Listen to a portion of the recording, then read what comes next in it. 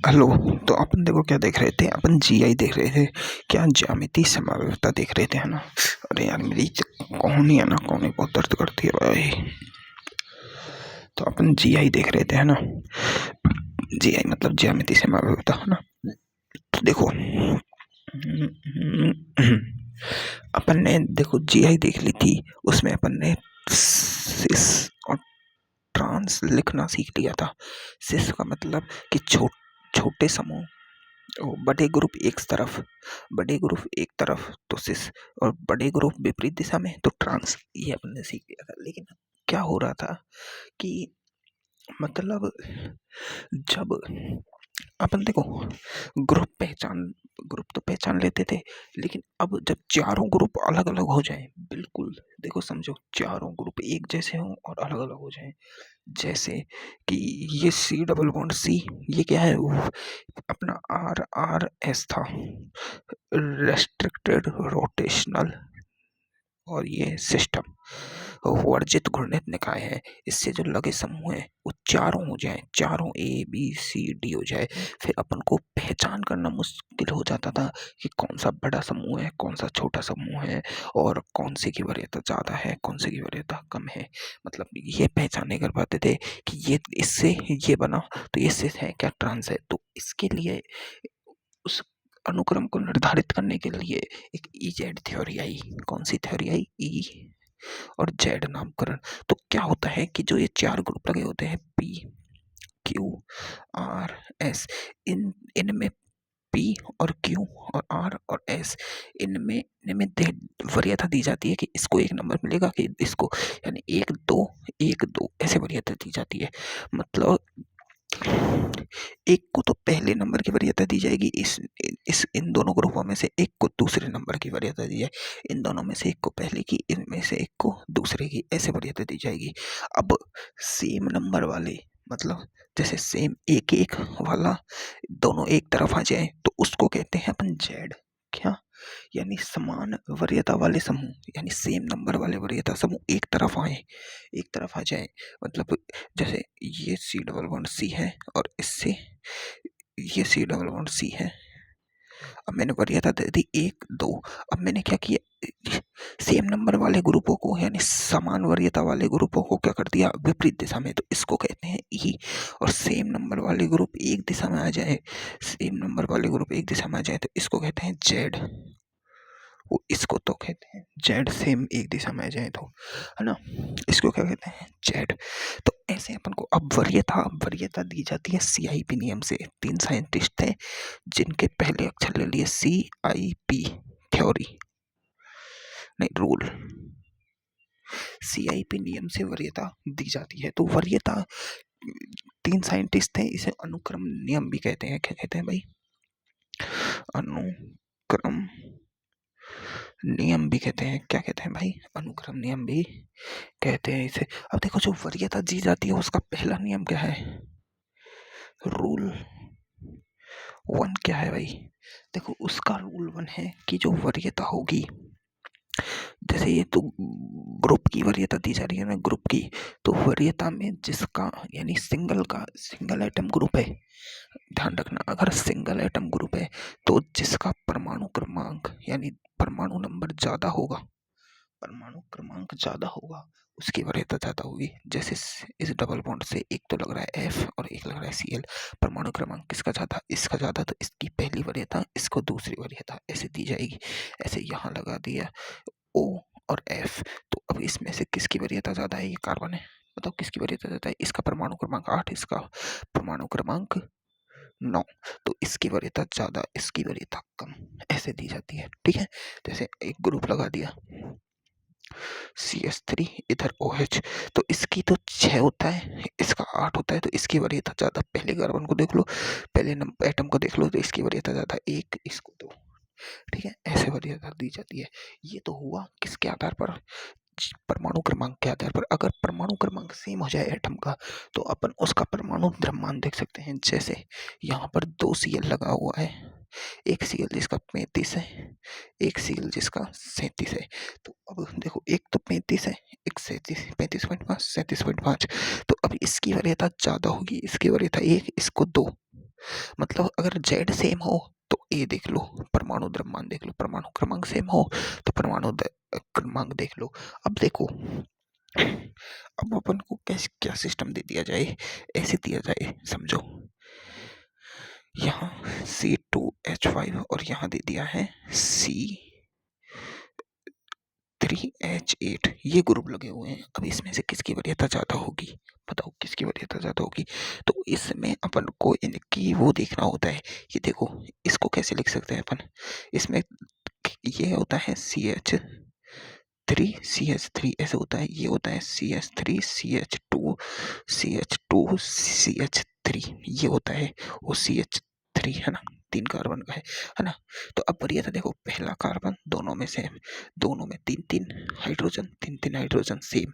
यहाँ दूसरा कार्बन क्या है, कार्बन, फिर कार्बन, कार्बन से जुड़ा देखो, यहाँ 2H, यहाँ 3H, यहाँ 3H। तो पहला पहला अंतर पे रुक जाना है, पहला पहला अंतर पर रुक जाना है, पहले पहले अंतर पर रुक जाना है। और सॉरी सॉरी सॉरी, ये C2 है, ये C2 है, क्योंकि एक हाइड्रोजन इससे बॉन्डेड बॉन्डेड भी तो बना हुआ है। अरे यार ये देखो डबल बॉन्ड C, और यहाँ CH2CH3, ये C2H5 ऐसे जुड़ा है, यहाँ CH2CH2CH3 ऐसे जुड़े हुए होते हैं, ये CH2 है ना। तो देखो ये तो ये सेम, फिर इधर 3 इधर 2, पहला अंतर मिल गया। अपन को कहाँ रुकना होता है, पहले अंतर पर, पहले अंतर पर ये दोनों देखो कट गए बिल्कुल, कार्बन से कार्बन कट गया, इधर 3H है ना, और इधर कितने हैं 2H और अगला कार्बन ये है, अगला कार्बन क्या है ये। तो अब देखो इसमें ये तो ये तो कट गया बिल्कुल, ये कार्बन से कार्बन गया, इधर के इधर 3H है और इधर क्या है 2H और एक कार्बन आ गया आगे, और आगे भी है पर आगे का तो वरीयता में काम नहीं आ रहा है, यहाँ तक ही काम आ रहा है। तो देखो H से H गया, H से H गया, यहाँ H 1 नंबर का, यहाँ कार्बन, कार्बन का परमाणु क्रमांक होता है 6, तो इसकी वरीयता ज्यादा होगी, इसकी वरीयता 1 होगी, इसकी 2 होगी। ठीक है, समझ आई, बिल्कुल बिल्कुल बातें समझ आ चुकी है। अब देखो लो, अभी तो ये एल्केन वाले थे, अगर एल्केन लगी हो, CHO ग्रुप लगे हो, मतलब बहुबंध उपस्थित हो, तो अपन को बहुबंध को कैसे तोड़ना होता है। देखो ये एक ग्रुप लगा हुआ है, मतलब ये C, इससे ये A double bond B group लगा हुआ है, और यहाँ लगा हुआ है A ट्रिपल बॉन्ड B। तो अब इनकी वरीयता देखो कैसे देखी जाती है, ये 2 ग्रुप लगे हुए हैं इससे, ये क्या है अपना RRS है। अब इसमें वरीयता कैसे देखी जाए, देखो ये तो डबल बॉन्ड है, ये ट्रिपल बॉन्ड है, इनको तोड़ना होता है अपन को, इनका क्या करना होता है, विदलन करना होता है। तो विदलन कैसे करते हैं, देखो विदलन, देखो विदलन करने के लिए ये A डबल बॉन्ड B और ये इससे जुड़ा हुआ है, तो इसको देखो पहले A लो, A से 2 बार भी जुड़ा हुआ है, कितनी बार, 2 बार भी, ठीक है 2 बार भी, ऐसे तोड़ दिया कोई दिक्कत नहीं है।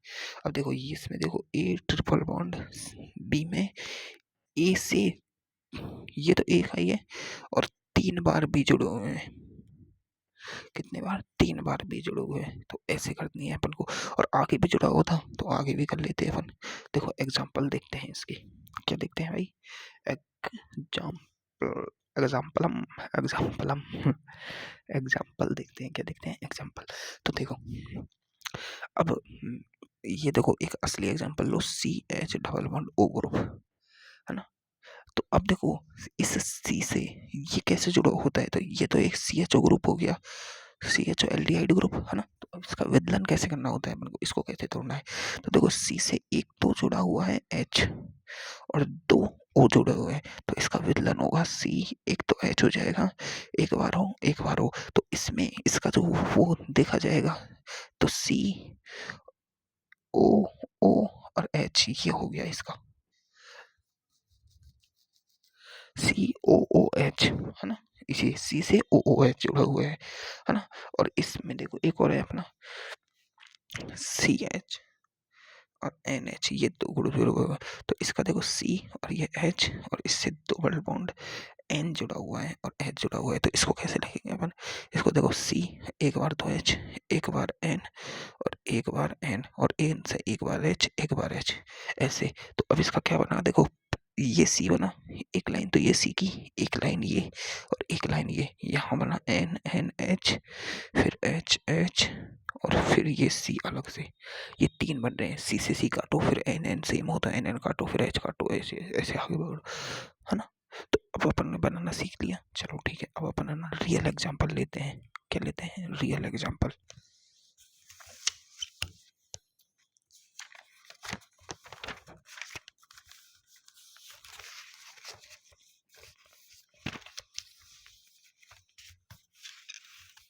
अब मैंने आर आर एस मतलब वर्जित घूर्णित निकाय से मैंने एक बार तो जोड़ दिया सी एच ओ ग्रुप, एक बार जोड़ दिया C H two O H group, ये एल्डिहाइड ग्रुप है, ये एल्कोहल ग्रुप लगा दिया।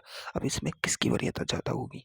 अब देखो किसकी वरीयता ज़्यादा होगी। अब देखो बड़ा तो ये लग रहा है, बड़ा तो ये लग रहा है, लेकिन इसकी वरीयता ज़्यादा है कि नहीं हकीकत में देखनी पड़ेगी अपन को।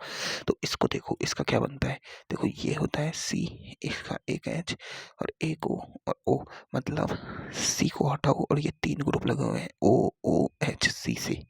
सी सेम है ना, तो सी को रहने दो, सी सेम है। अब इस सी से देखो क्या लगा हुआ है, ये क्या है? C H two O H. तो इससे क्या लगा हुआ है? देखो इस सी से दो तो एच लगे हुए हैं, एक ओ लगा हुआ है, एक एच लगा हुआ है। क्या लगा है? एक तो ओ है, एक तो ओ है और तीन एच है। इसमें देखो दो ओ है, एक और एक एच है। इसमें क्या है? दो ओ, इसमें एक एच। तो देखो यही पहला अंतर मिल गया। मतलब इसकी वरीयता देखो, पहले बड़े वाले परमाणु क्रमांक को आगे लिखा जाता है ओ एच एच, है ना, ऐसे लिखो। तो देखो ओ ओ सेम, ओ एच आ गया, तो इसकी वरीयता ज़्यादा होगी, इसकी वरीयता नहीं होगी ज़्यादा। तो ये पहले नंबर को देखो, ये दूसरा नंबर लेगा। ठीक है, अगला एग्जाम्पल देखो, ये डबल बॉन्ड से सी एच टू ग्रुप लगा हुआ है और इधर सी एच थ्री और सी एच थ्री लगा हुआ है। तो देखो इससे, तो देखो इस कार्बन से तीन एच तीन सी लगे हुए हैं डायरेक्ट, कितने? तीन सी। इस कार्बन से क्या क्या लगा हुआ है? देखो इस कार्बन से एक तो एच लगा हुआ है, एक बार सी, दो बार सी और फिर इससे एक एच, इससे एक एच, है ना, इससे इससे दो एच और इससे भी दो एच। ये अब देखो इससे क्या लगा हुआ है? इस कार्बन से सीधे तीन कार्बन लगे हुए हैं, इस कार्बन से सीधे दो कार्बन और एक एच लगा हुआ है। तो अब इसमें एक कार्बन ज्यादा हो गया, अंतर पहला अंतर यही मिल गया। तो इसकी वरीयता ज्यादा है, इसकी वरीयता कम है। अरे नहीं, इसमें तीन सी है यार, सॉरी, इसमें तीन सी है तो इसकी वरीयता पहली होगी। इसमें दो सी और एक एच आ गया ना, तो इसकी वरीयता कम होगी। ठीक है, ये ऐसे करना होता है अपन को। सबसे पहले पहला पहला अंतर में रुक जाना है अपन को। ठीक है, अब रूल नंबर 4, जब ये सब कुछ हो जाए तो अगर अपन को रूल नंबर 4 क्या लगाना है? देखो रूल नंबर 1 क्या था? सबसे पहले परमाणु क्रमांक देखो, परमाणु क्रमांक सेम हो तो उसका एटॉमिक नंबर देख लो, यानी परमाणु क्रमांक, परमाणु द्रव्यमान देख लो, ये भी सेम हो तो ये वाला नियम लगा लो। क्या? अलग अलग परमाणु के समोच्च के क्रमांक के आधार पर ये वाला जो अभी मैं सिखा रहा हूँ ना, ये वाला लगा लो। तीसरा चौथा नियम है कि वरीयता होती है वो रिंग्स के लिए 1/, वलय का आकार होता है, वलय का आकार होता है। मतलब ये सी डबल बॉन्ड से एक तो तीन की रिंग जुड़ी हुई है, एक चार की रिंग जुड़ी हुई है, तो चार की रिंग की वरीयता कम होगी, तीन की रिंग की वरीयता ज़्यादा होगी। ये CIP नियम हो गया। ठीक है, अब देखो रूल नंबर 5, रूल नंबर 5 क्या है अपना? कि वरीयता, वरीयता होती है वो बॉन्ड पेयर की ज़्यादा होती है बजाय लोन पेयर से। लोन पेयर की वरीयता कम होती है। जैसे ये एन और इस पर ये ऑक्सीम इमीन में देखा जाता है ना, ये वाला एग्जांपल।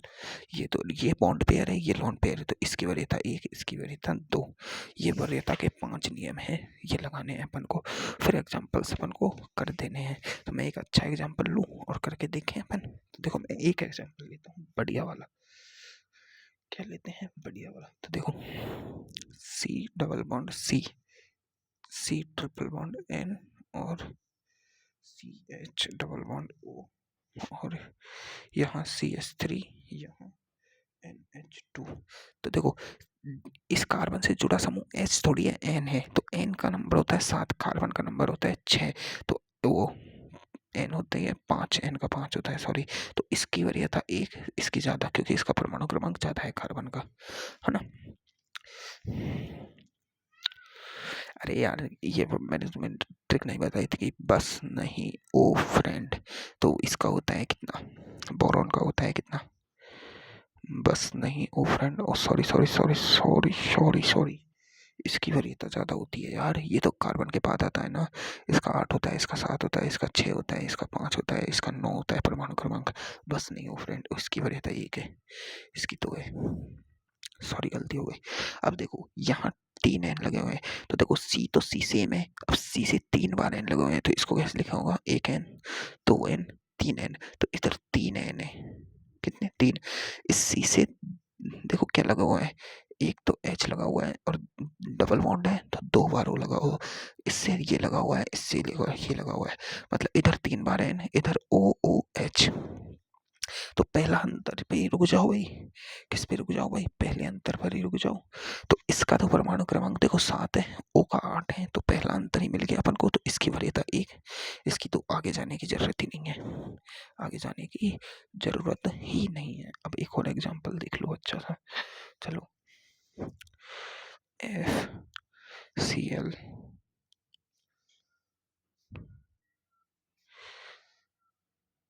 OH। अब देखो Cl और F में वरीयता इसकी ज्यादा, क्योंकि परमाणु क्रमांक इसका 17, इसका 9 दूनी 18, 9 है ना, इसकी 2, इधर O है, इधर C है, इसकी वरीयता 1, इसकी 2, सीधी सी बात है, सीधा सा बात है। तो EZ तो आसान है भाई, EZ तो आसान है, EZ तो करना अपन आसानी से कर लेंगे भाई EZ, तो EZ तो आसान काम है भाई। अब देखो, अब अपन क्या करेंगे, ज्योमेट्री आइसोमेर्स की संख्या निकालना सीखेंगे, यानी कि एक अणु दिया है, उसमें कितने जीआई संभव है, कितने जीआई संभव है, उसकी गणना करना है। तो गणना करने के लिए अपन को क्या होना है, सबसे पहले अणु लो, क्या लो, अणु लो, अणु की पहचान करो कि वो सममित है कि असममित है, यानी अणु लो, अणु को देखो वो सममित है या असममित है। अगर अणु सममित है, क्या है, सममित, तो सममित के लिए अपन फॉर्मूला यूज लेंगे, n बराबर 2n1 minus 1 plus 2 p minus 1, ये फॉर्मूला यूज लेंगे। क्या लेंगे, ये अगर असममित है, अणु की में सम्मिति नहीं है, अणु में क्या नहीं है, सम्मिति नहीं है, तो n बराबर 2 की पावर n फॉर्मूला यूज लेंगे। क्या लेंगे, n बराबर 2 की पावर n फॉर्मूला यूज लेंगे। n क्या है यहाँ पर, n क्या है भाई, n का मतलब होता है, यहाँ लिख लो n बीच में, ये n है, ये है ज्यामिति दिखा, मतलब GI दिखाने वाले केंद्रों की संख्या, या इसे कह सकते हैं अपन त्रिविम केंद्रों की संख्या।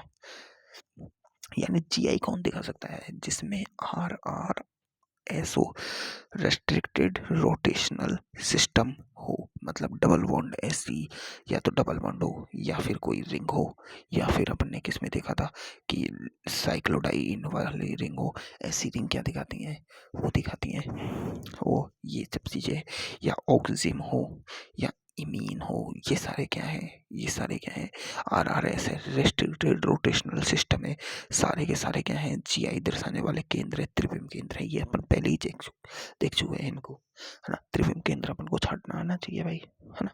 तो अब देखो, अब इसमें क्या है, अब ये सममित अणु है। अब देखो, अगर अगर जो सममित वाला है ना, असममित का तो सीधा फंडा है, कर दो, लेकिन सममित अणु में ये करना होता है अपन को। तो देखो, अपन को क्या करना है, तो अपन को p की वैल्यू पुट करनी होती है, p की वैल्यू पुट करने के लिए अपन को सबसे पहले देखना होगा कि उसमें जो n की वैल्यू आ रही है, n क्या है, यानी त्रिविम केंद्रों की संख्या, ये जो केंद्र है इनकी संख्या आ रही है वो कितनी है। अगर n बराबर सम संख्या आती है, सम संख्या आती है और n बराबर विषम संख्या आती है, n बराबर अगर सम संख्या आती है तो p बराबर अपन को पुट करना है n/2 इस फॉर्मूले में, और अगर n बराबर विषम संख्या आ रही है तो अपन को p बराबर पुट करना है n+1/2। ठीक है, तो अब देखो n बराबर अगर सम संख्या आती है n बराबर, तो अपन क्या फॉर्मूला लिख सकते हैं, 2n-1, और p की जगह ये लिख सकते हैं अपन, है ना, तो +2n/2 - 1 ये फॉर्मूला। और अगर n बराबर विषम संख्या आती है तो n बराबर अपन को 2n-1 +2, p की जगह n+1/2 -1 ये वाला फॉर्मूला पुट कर सकते हैं अपन। ठीक है, तो ये अपने हो गए काम। अब देखो मैं एग्जांपल्स लेता हूँ और तुम्हें ये सॉल्व करने हैं। तो पहला अपन क्या लेते हैं, सममित वाला एग्जांपल ले लेते हैं। तो देखो सममित वाला एग्जांपल लिया अपन ने, CH3 CH CH CH CH CH3। देखो अभी इस अणु का सेंटर देखो 1 2 3 4 5 6 कार्बन का है, तो 3 कार्बन पे इसका सेंटर आएगा, 1 2 3, ये इसका सेंटर आ गया। देखो जैसा है ऐसा है, जैसा ही ऐसा है, बिल्कुल मतलब सममित अणु है। क्या है भाई, सममित अणु है। अब सममित अणु है तो सममित वाला फॉर्मूला यूज आएगा। क्या आएगा, सममित वाला फॉर्मूला आएगा। यूज क्या लेंगे अपन, ये। अब इसमें देखो त्रिविम केंद्रों की संख्या RRS, देखो RRS कितना है, एक तो ये है और एक ये है, 2 है। n बराबर कितना आ रहा है, 2। तो p बराबर क्या पुट करना होगा, n/2 पुट करना होगा अपन को। क्या पुट करना होगा, n/2। तो फॉर्मूला क्या है अपना, n बराबर 2n-1 प्लस 2p-1। तो देखो n बराबर 2 और p बराबर n/2 बराबर 1 पुट कर दो। n बराबर 2 की पावर 2 - 1 प्लस 2 की पावर 1 - 1, ये तो हो जाएगा 0। n बराबर आ जाएगा अपना 2 की पावर 1 2, यानी ये 2 GI दिखा सकता है। कितनी दिखा सकता है, अरे सॉरी सॉरी, ये 2 की पावर 0 आ रही है, सॉरी सॉरी, ये 0 नहीं होगा, ये तो 2 तो हो गया। ये 2 की पावर 0 का मतलब होता है 1। हमेशा किसी भी चीज की पावर 0 होती है ना, तो उसकी वैल्यू हो जाती है 1। कितनी हो जाती है, 1। एक ये वाली बात मैंने तुम्हें बताई हुई है। तो n बराबर 3 दिखाएगा, ये 2 तो ये और 1 ये, है ना। ठीक है, ऐसे करना है। अब देखो ये एक एसिमेट्रिकल अणु है, देखो एसिमेट्रिकल है, इसकी संरचना देखो, इसकी संरचना। तो n बराबर 2n² पुट कर दो, 2 की पावर n पुट कर दिया। ये एक असममित अणु है तो 2n पावर पुट कर लो। ऐसे अपन कर सकते हैं भाई। तो अब देखो इतना तो अपन आराम से कर लेंगे, है ना, इतना तो अपन आराम से कर लेंगे। पर अब मेन चीज है, अब देखो ये तो अपन ने बात की थी भाई किसकी, जो सिंपल अणु होते हैं, जो सिंपल अणु होते हैं ना उनकी। लेकिन चक्रीय यौगिक होते हैं ना, चक्रीय यौगिक भाई,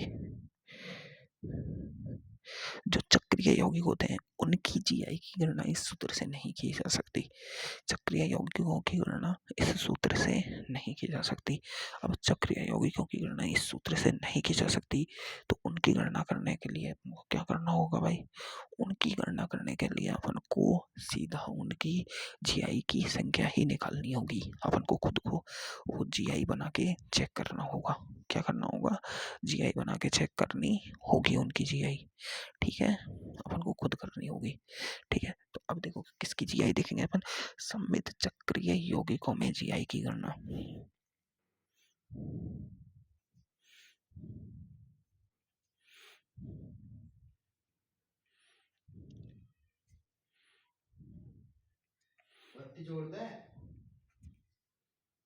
तो देखो सममित चक्रीय यौगिकों में GI की गणना अपन कर रहे हैं, है ना। तो देखो सममित चक्रीय यौगिकों में इनमें फॉर्मूला यूज नहीं होता, अपन को डायरेक्ट करना होता है। जैसे ये है अपना पहला यौगिक है कि एक इस पर CH3 लगा हुआ, इस पर CH3, पहले तो ये चेक कर लो दिखाएगा कि नहीं दिखाएगा, है ना, दिखाएगा कि नहीं दिखाएगा। अब हम बताए कि देखो देखो अगर मैं ऐसा बनाता हूँ, ऐसा वेज बनाता हूँ, तो इसका मतलब होता है तल के बाहर। अगर मैं ऐसे बनाता हूँ dash dash dash dash dash dash dash, इसका मतलब होता है तल के अंदर। ठीक है, तो अब देखो इसके दो बनते हैं, क्या दो? या तो बनाने का तरीका ऐसे लो, है ना, या तो इस सिस्टम से करो कि एक बार CH3 ऊपर, एक बार CH3 ऊपर, एक बार H, मतलब ये हो गया इसका सिस रूप। एक बार CH3 ऊपर, एक बार H, एक बार H ऊपर, एक बार C, ये हो गया इसका ट्रांस रूप। क्या हो गया? ट्रांस रूप। क्या हो गया भाई? इसका ट्रांस रूप, है ना। यहाँ एक और तरीका होता है बनाने का। तरीका दूसरा क्या है? ये वाला, कि एक को तो मैं वेज पर लगा दूं और एक को मैं डैश पर लगा दूं। तो डैश पर एक बार H ले लिया, एक बार H ले लिया, एक बार CH3 वेज पे ले लिया, CH3 इस पर ले लिया। तो ये क्या है? सिस रूप। क्या है भाई? सिस रूप। एक बार वेज, एक बार डैश।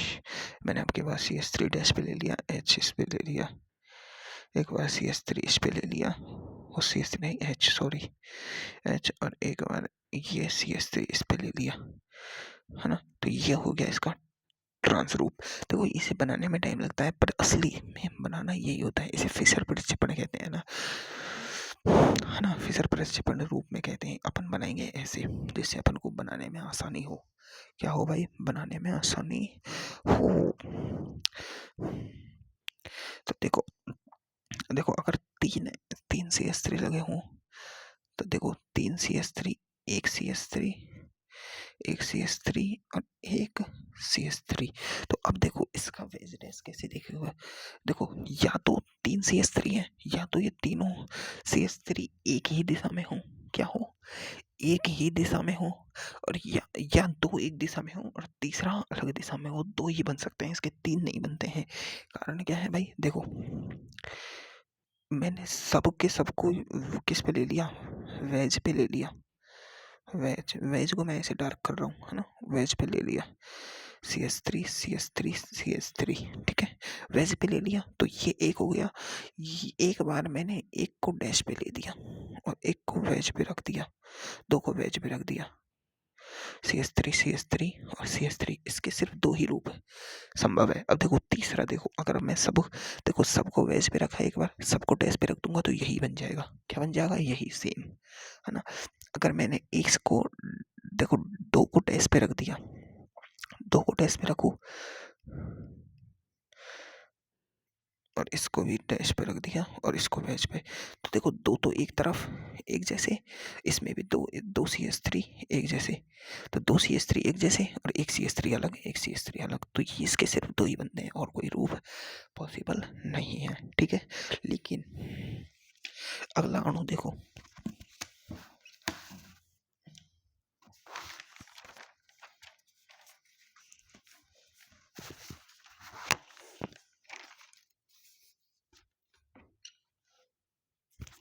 अगला अणु देखो, अगले के ज्यादा बनेंगे भाई। कारण क्या है? अगला अणु ही ऐसा है, इसमें एक अणु Cl है और एक CH3 है, एक CH3 है, ठीक है।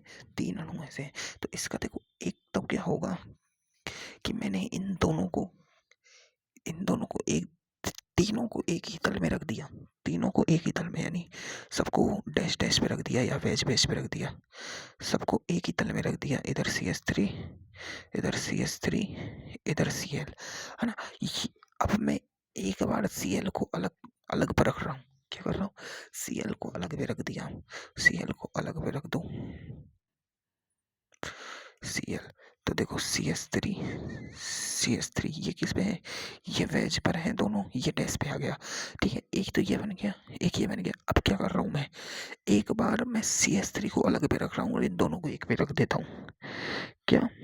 कि इन दोनों को तो एक जैसा रहने देता हूँ, है ना, और इसको अलग, एक को अलग कर देता हूँ। कैसे? देखो ऐसे, इसको डैश पे लिया Cl को, इसको भी डैश पे लिया CH3 को, और इसको वेज पे ले गया। तो ये भी एक अलग रूप हो गया। देखो ये तीन ही बन सकते हैं, इसके सिर्फ तीन। कितने? तीन पॉसिबिलिटी है, ठीक है। बिल्कुल, ठीक है।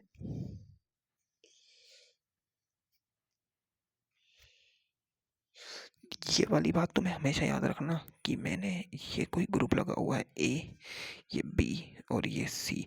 अब मैंने इसको एक बार ऐसे डैश डैश पे कर दिया तीनों ग्रुपों को, ए बी और सी, और एक बार मैंने तीनों को डैश पे कर दिया, ए बी और सी। तो ये दोनों एक ही हैं, ये समावे भी नहीं है भाई, एक दिशा में है ये सबके सब। क्या है, एक दिशा में है। कैसे देखो, अब तुम्हें वेज डैश में समझ नहीं आ रहा है, लेकिन तुम्हें ऐसे समझ आ जाएगा बिल्कुल। देखो ये सी एल है, ये सी एस थ्री है, ये सी एस थ्री है ना। तो अब मैं देखो एक बार, अब मैं 3D का बनाना के सोच रहा हूँ तुम्हें। ये एक बार मैंने सी एल को ऊपर, सी एस थ्री को ऊपर, सी एस थ्री को ऊपर और नीचे एच एच कर दिए, ठीक है। अब देखो तीनों ग्रुप एक तरफ है ऊपर, तो एक तरफ मैंने बना दिया है ना तीनों। अब देखो एक अगली संरचना देख लेते हैं अपन।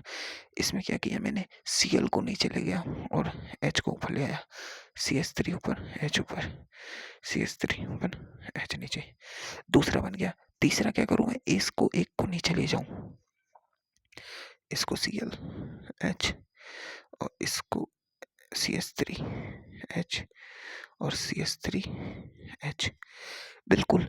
अब देखो मैं चौथा बनाने की कोशिश करता हूँ कि मैं इसको भी नीचे ले जाऊं, कि ये सारे एच नीचे, तो सारे एच नीचे हो चाहे ऊपर हो, बात तो एक ही है, बात तो एक ही है भाई, बिल्कुल। तो ऐसे इसके तीन ही बनते हैं बस, समझ में आया। ये ऊपर वाले को डैश समझ लो, नीचे वाले को डैश समझ लो, क्या फर्क पड़ रहा है ना। तो ऐसे कर लेंगे। अब देखो इस चार वाले की देख लेते हैं अपन, चार वाले की देखो, चार वाले में एक में C S three, C S three, C S three, C S three, चार है। अब देखो ये बना दिया मैंने वर्ग, क्या बना दिया, वर्ग एक। यार वर्ग को ऐसे बनाओ यार, चौकोर, चौकोटा,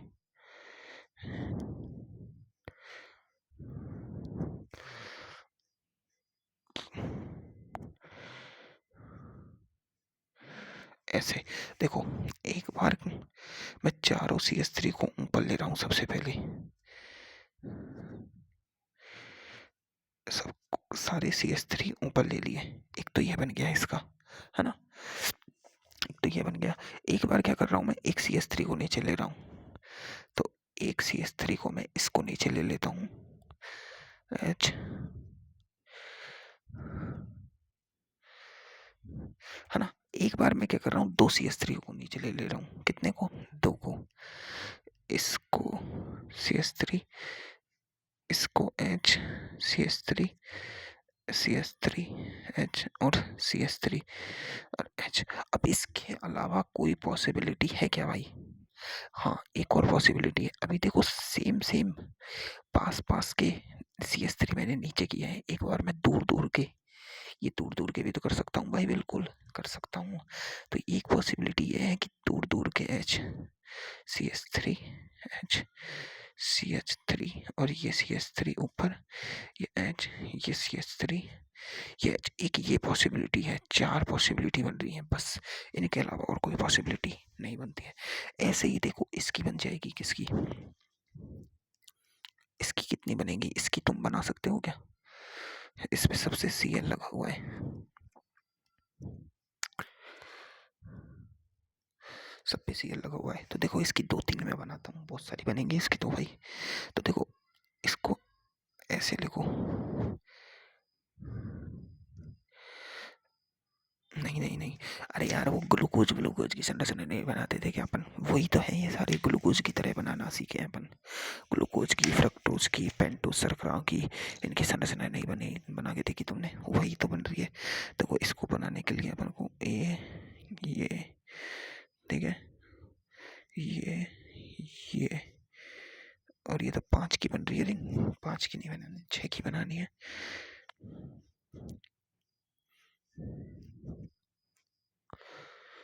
हाँ तो देखो इस पर एक, इस पर एक, अरे यार ऐसे नहीं बनेगी, मुझसे नहीं बन रही भाई, तुम देख लेना। तो देखो प्रॉपर्टीज ऑफ जी आई, अब ये नेक्स्ट है प्रॉपर्टीज ऑफ जी आई। तो प्रॉपर्टीज ऑफ जीआई अब ये बनाना नेक्स्ट क्लास में देखेंगे। किस में देखेंगे? नेक्स्ट क्लास में। चलो ठीक है, आज के लिए इतना ही।